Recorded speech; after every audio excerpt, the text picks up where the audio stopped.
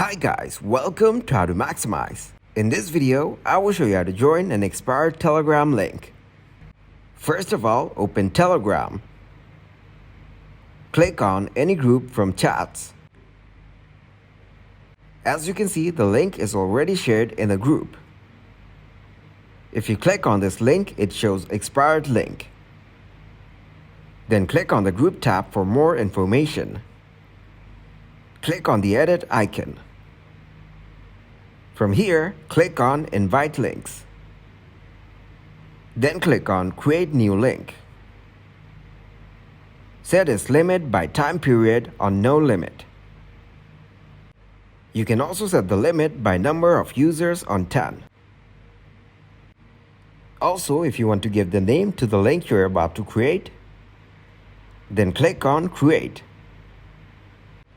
Now the link is created. Thanks for watching and please leave a like, subscribe and share.